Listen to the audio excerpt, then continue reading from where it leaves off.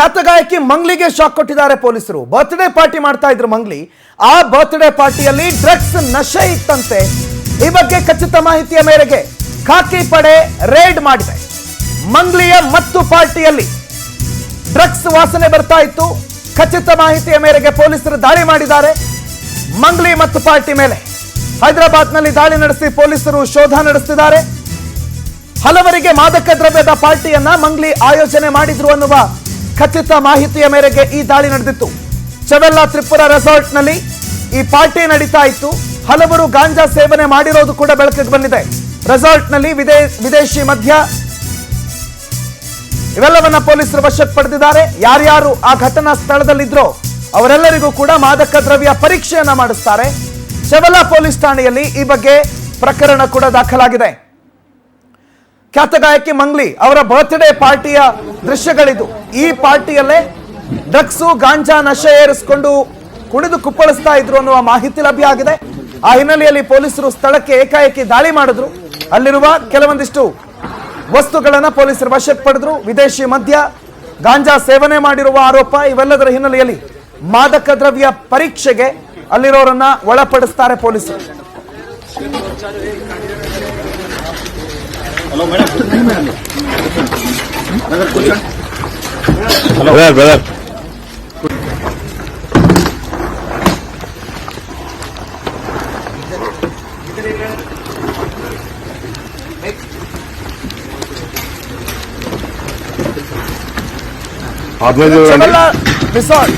ಚವಲ್ಲಾದ Tripura resort ಅಂತ. ಈ resort ನಲ್ಲಿ ಒಂದು ಖಾಸಗಿ ಪಾರ್ಟಿ ಮಾಡಿದ್ರು. ಇದಕ್ಕೆ ಅವರ ಪರಮಾಪ್ತರು, ಅವರ ಸಿನಿಮಾ ರಂಗದ ಸ್ನೇಹಿತರನ್ನೆಲ್ಲ ಮಂಗ್ಲಿ ಬರಮಾಡಿಕೊಂಡಿದ್ರು. ಕನ್ನಡದ ಹಾಡುಗಳು ಸೇರಿದಂತೆ ತೆಲುಗುವಿನಲ್ಲಿ ಹಲವು ಹಾಡುಗಳಿಂದ ಪ್ರಖ್ಯಾತಿಯನ್ನ ಪಡೆದಿದ್ದಾರೆ. ಒಂದು ಯುನಿಕ್ ವಾಯ್ಸ್ ಅನ್ನೋ ಹಿನ್ನೆಲೆಯಲ್ಲಿ ಅವರನ್ನ ಭಾರತೀಯ ಚಿತ್ರರಂಗ ಗುರುತಿಸುತ್ತೆ, ಅವರ ಕಲೆಯನ್ನ ಪ್ರೋತ್ಸಾಹಿಸುತ್ತೆ. ಆದ್ರೆ ಅವರ ಬರ್ತ್ಡೇ ಪಾರ್ಟಿಯಲ್ಲಿ ನಡೆದಿರುವ ಈ ನಶೆಯ ಗಮ್ಮತ್ತಿದೆಯಲ್ಲ, ಅದನ್ನ ಕಾನೂನು ಕೂಡ ಸಹಿಸೋದಿಲ್ಲ, ಚಿತ್ರರಂಗ ಕೂಡ ಸಹಿಸೋದಿಲ್ಲ. ಕಾನೂನು ಈಗ ದಾಳಿ ಮಾಡಿದೆ. ಪೊಲೀಸರ ದಾಳಿಯಲ್ಲಿ ಅವರ ಬರ್ತ್ಡೇ ಪಾರ್ಟಿಯಲ್ಲಿ ಬಳಕೆಯಾಗಿದ್ದಂತಹ ಗಾಂಜಾದ ಬಗ್ಗೆ ಖಚಿತ ಮಾಹಿತಿ ಇತ್ತು. ವಿದೇಶಿ ಮದ್ಯವನ್ನ ಅನಧಿಕೃತವಾಗಿ ತರಿಸಿದ್ದಾರೆ ಅನ್ನೋ ವಿಚಾರ ಇತ್ತು. ಅವೆಲ್ಲವನ್ನ ಪೊಲೀಸರು ಸೀಸ್ ಮಾಡಿದ್ದಾರೆ. ಮತ್ತು ಪಾರ್ಟಿಯಲ್ಲಿ ಭಾಗಿಯಾಗಿದ್ದ ಅಷ್ಟು ಜನರನ್ನ ಮಾದಕ ದ್ರವ್ಯ ಪರೀಕ್ಷೆಗೆ ಒಳಪಡಿಸ್ತಾರೆ. ಇದು ಮಂಗ್ಲಿ ಅವರ ಕರಿಯರ್ನಲ್ಲಿ ಅವ್ರಿಗೊಂದು ಕಪ್ಪು ಚುಕ್ಕೆ. ಈ ರೀತಿ ಘಟನೆಗಳ ಮುಖಾಂತರ ಅದೆಷ್ಟೋ ಜನ ಈಗಾಗಲೇ ಮೂಲೆ ಸೇರಿರೋದನ್ನ ಚೆನ್ನಾಗಿ ಅರ್ತಿದ್ದಾರೆ. ಆದರೆ ನಾವು ಮಂಗ್ಲಿ ನಾವೇನ್ ಮಾಡಿದ್ರು ಗೊತ್ತಾಗಲ್ಲ, ಪೊಲೀಸರು ನಮ್ಮ ಪರ ಇದ್ದಾರೆ ಅಂತಾನೋ, ಅದ್ಯಾಕೆ ಈ ರೀತಿಯ ಪಾರ್ಟಿಯನ್ನ ಆಯೋಜನೆ ಮಾಡಿದ್ರು ತನಿಖೆ ನಂತರ ಗೊತ್ತಾಗ್ಬೇಕಿದೆ. ಸುಚಿತ್ರ ಈ ಬಗ್ಗೆ ಮಾಹಿತಿ ಕೊಡ್ತಾರೆ, ಫೋನ್ ಸಂಪರ್ಕದಲ್ಲಿ ಜಾಯ್ನ್ ಆಗಿದ್ದಾರೆ. ಸುಚಿತ್ರ, ಯಾವಾಗ ನಡೆದಿದ್ದು ಈ ಘಟನೆ, ಏನೇನ್ ಡೀಟೇಲ್ಸ್ ಇದೆ ಈ ರೈಡ್ ನ ಕುರಿತಾಗಿ?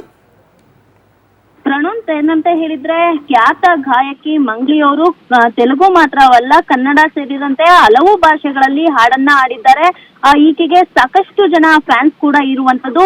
ಸದ್ಯ ನಿನ್ನೆ ರಾತ್ರಿ ಏನು ಚಾವೆಲ್ಲಾ ತ್ರಿಪುರ ರೆಸಾರ್ಟ್ ನಲ್ಲಿ ಮಂಗ್ಲಿ ಅವರು ಒಂದು ಬರ್ತ್ಡೇ ಪಾರ್ಟಿಯನ್ನ ಅರೇಂಜ್ ಮಾಡಿರ್ತಾರೆ. ಈ ಒಂದು ಬರ್ತ್ಡೇ ಪಾರ್ಟಿಯಲ್ಲಿ ಮಾದಕ ದ್ರವ್ಯವನ್ನ ಸೇವಿಸಿರೋದಾಗಿ ಪೊಲೀಸರಿಗೆ ಮಾಹಿತಿ ಬರುತ್ತೆ. ಆ ನಂತರದಲ್ಲಿ ಪಾರ್ಟಿಯ ಮೇಲೆ ಹೈದರಾಬಾದ್ ಪೊಲೀಸರು ಕೂಡ ದಾಳಿಯನ್ನ ನಡೆಸಿರುವಂತದ್ದು.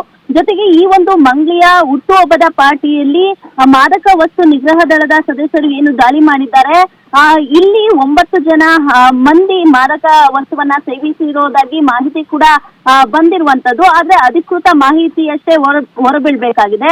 ಅಂದ್ರೆ ಮಂಗ್ಲಿ ಹುಟ್ಟುಹಬ್ಬದಲ್ಲಿ ಹಲವಾರು ಮಂದಿ ಭಾಗಿಯಾಗಿದ್ರು. ಕೆಲ ವಿದೇಶಿ ಮದ್ಯಗಳು ಸಹ ಪಾರ್ಟಿಯಲ್ಲಿ ಸ್ಥಳದಲ್ಲಿದ್ವು ಅಂತ ಪೊಲೀಸರು ಈಗಾಗಲೇ ಆ ಒಂದು ವಿದೇಶಿ ಮದ್ಯಗಳನ್ನ ಪೊಲೀಸರು ವಶವನ್ನ ಪಡಿಸ್ಕೊಂಡಿದ್ದಾರೆ. ಜೊತೆಗೆ ಪೊಲೀಸರು ಬರ್ತ್ಡೇ ಪಾರ್ಟಿ ಮೇಲೆ ದಾಳಿ ನಡೆಸಿದಂತ ಸಂದರ್ಭದಲ್ಲಿ ಗಾಯಕಿ ಮಂಗ್ಲಿ ಅವರು ಕೂಡ ಅವರ ಕರ್ತವ್ಯಕ್ಕೆ ಅಡ್ಡಿಯನ್ನ ಪಡಿಸಿದ್ರು ಅಂತಾನು ಕೂಡ ಹೊರ ಬೀಳ್ತಾ ಇರುವಂತದ್ದು. ಇನ್ನು ಘಟನಾ ಸ್ಥಳದ ವಿಡಿಯೋ ಕೂಡ ಪೊಲೀಸರು ಮಾಡ್ಕೊಳ್ಳುವಂತಹ ಸಂದರ್ಭದಲ್ಲಿ ವಿಡಿಯೋ ರೆಕಾರ್ಡ್ಗಳನ್ನ ಸ್ಟಾಪ್ ಮಾಡಿ ಅಂತ ಹೇಳಿ ಧಮಕಿಯನ್ನ ಹಾಕ್ತಿದ್ದಾರೆ ಅಂತಾನು ಕೂಡ ತಿಳಿದು ಬರ್ತಾ ಇದೆ. ಇನ್ನು ಗಾಯಕಿ ಮಂಗ್ಲಿ ಅವರು ಟಿವಿ ನಿರೂಪಕಿಯಾಗಿದ್ರು, ಜೊತೆಗೆ ಜನಪದ ಹಾಡುಗಳನ್ನ ಕೂಡ ಆಗಿದ್ರು, ಜೊತೆಗೆ ಹಾಡುಗಳನ್ನ ಆಡ್ತಾ ಇದ್ರು, ಯೂಟ್ಯೂಬ್ ಗಾಯಕಿಯಾಗಿ ಕೆಲಸವನ್ನ ಮಾಡ್ತಾ ಇದ್ರು, ಎಷ್ಟೋ ರಿಯಾಲಿಟಿ ಶೋಗಳಲ್ಲಿ ಸ್ಪರ್ಧೆಯಾಗಿ ಕೂಡ ಕಾಣಿಸ್ಕೊಂಡಿದ್ರು. ಜೊತೆಗೆ ದಕ್ಷಿಣ ಭಾರತದ ಇತ್ತೀಚೆಗಂತೂ ಬಹು ಜನಪ್ರಿಯ ಹಾಡುಗಾರ್ತಿಯಲ್ಲೂ ಕೂಡ ಇವರು ಒಬ್ರಾಗಿದ್ರು. ಜೊತೆಗೆ ಇವರು ಬಡ ಕುಟುಂಬದಿಂದ ಬಂದಂತಹ ಮಂಗ್ಲಿ ಅವರು ಇದೀಗ ಪಾರ್ಟಿಯಲ್ಲಿ ಮಾದಕ ದ್ರವ್ಯದ ವಸ್ತುಗಳನ್ನ ಬಳಸಿರೋದಾಗಿ ಕೇಳಿ ಬಂದಿದೆ. ಜೊತೆಗೆ ಕಳೆದ ವಿಧಾನಸಭಾ ಚುನಾವಣೆಯಲ್ಲೂ ಕೂಡ ಈಕೆಯನ್ನ ಬಳ್ಳಾರಿ, ರಾಯಚೂರು ಭಾಗಗಳಲ್ಲಿ ಕೂಡ ಚುನಾವಣೆ ಪ್ರಚಾರಕ್ಕೆ ಕೂಡ ಕರೆಸಲಾಗಿತ್ತು. ಸದ್ಯ ಈ ಮಂಗ್ಲಿಯ ವಿರುದ್ಧ ಮಾದಕ ವಸ್ತುಗಳ ಪ್ರಕರಣದಲ್ಲಿ ಆರೋಪಿಯಾಗಿದ್ದಾರೆ ಅಂತಾನೂ ಕೂಡ ಹೇಳಲಾಗ್ತಿದೆ. ರೈಟ್, ಥ್ಯಾಂಕ್ ಯು ಸುಚಿತ್ರಾ ಮಾಹಿತಿಗೆ.